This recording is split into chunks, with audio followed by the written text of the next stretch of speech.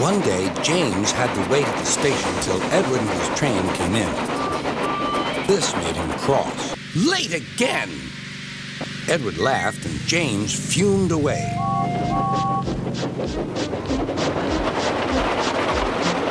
After James had finished his work, he went back to the yard and puffed onto the turntable.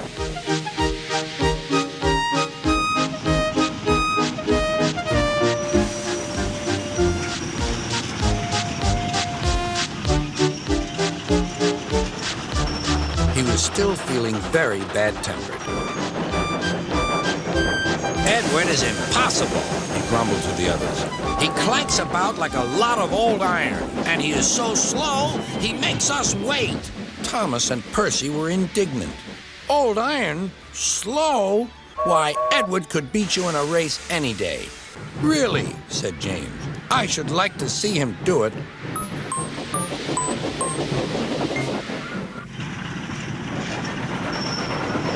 Next morning, James's driver was suddenly taken ill. He could hardly stand, so the fireman uncoupled James ready for shunting.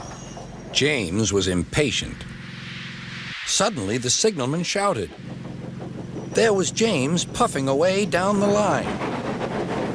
All traffic halted, called the signalman. Then he told the fireman what had happened. Two boys were on James's footplate fiddling with the controls. Phew. They tumbled off and ran when James started. The signalman answered the telephone. Yes? He's here. Right. I'll tell him. The inspector's coming at once. He wants a shunter's pole and a coil of wire rope. What for? Wondered the fireman.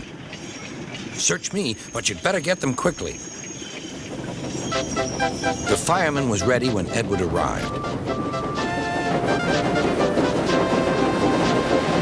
The saw pole and the rope. Good man, jump in.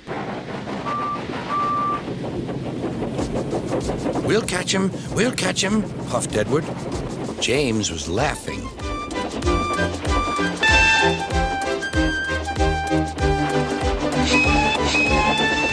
What a lark, he chuckled to himself.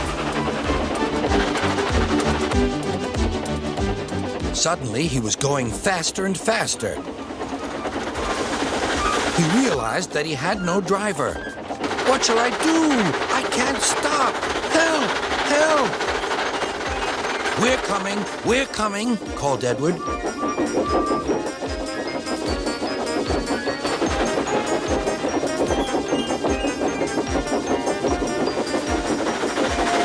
Edward was panting up behind with every ounce of steam he had.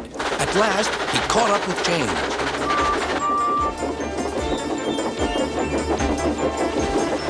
Steady, Edward, called his driver. The inspector stood on Edward's front, holding a noose of rope in the crook of the shunter's pole.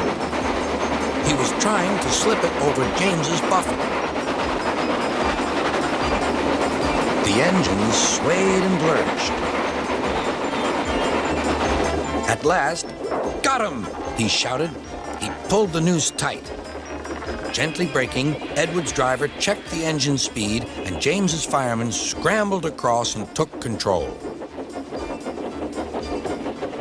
So, the old iron caught you after all, chuckled Edward. I'm sorry, whispered James. Thank you for saving me. You were splendid, Edward. That's all right, replied Edward. The engines arrived at the station side by side. Sir Topham Hatt was waiting. A fine piece of work, he said. James, you can rest and then take your train. I'm proud of you, Edward. You shall go to the works and have your worn parts mended. Oh, thank you, sir, said Edward.